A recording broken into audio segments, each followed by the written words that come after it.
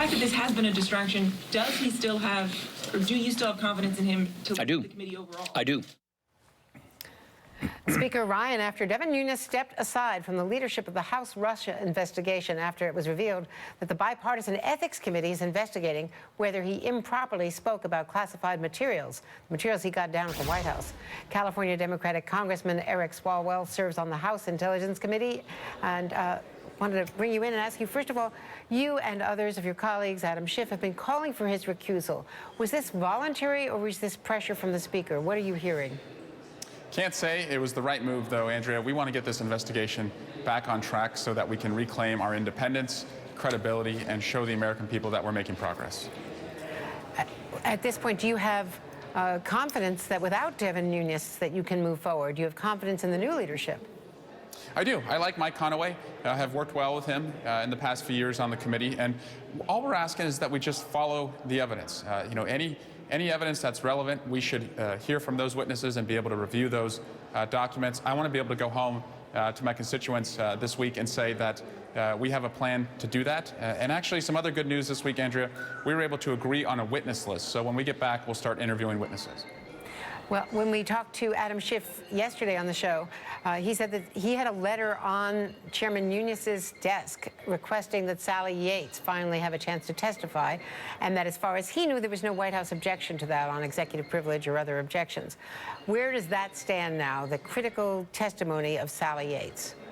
That needs to happen, and that was a follow-up to the public hearing that we had with Director Comey and Admiral Rogers. You know, some of the information we're going to have to receive in a classified setting, but as much as we can, we should let the American people understand the facts. And the hearing with Sally Yates and Directors Clapper and Brennan, that was supposed to be an open hearing, and I think one of the real issues that we had with Chairman Nunes was that he closed and canceled that hearing. So I hope that one is put back on the calendar so that we can get back to work. Well, when you said that you now have an agreement on a witness list, is Sally Yates on that witness list? I can't go into the names, but that one we already agreed on, and Sally Yates and others already agreed to appear. And so, that should be an easy one for us. And I think, that should be the next one that we have. And at this point, do you think you're going to get the cooperation from the White House? Now, the last we knew, also Adam Schiff said that he had seen the materials. He had been given access to the materials that Devin Nunes had seen at the White House, but he was not allowed to share, or they were not allowed to be shared with other members of the committee. Are you going to be able now to see, and other members of the committee, to see what the chairman had seen? Yes, we have, but I can say, Andrea, they have made a mess of this. And oftentimes, I learned as a former prosecutor that the way that somebody acts after an investigation is launched oftentimes tells you whether you're investigating the right person. And, this is just continued obstructive behavior by the White House that it took so long to send us these documents.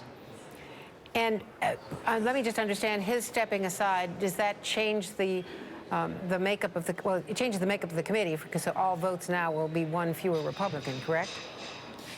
As I understand it, yes. But, we hope that as we have to take votes and subpoena witnesses, that we do that in a collaborative way. I don't want to see, us lose by one vote what we want to seek. I hope we all agree now that follow the evidence is the mantra that we're going to be marching to. Thank you so much, Congressman.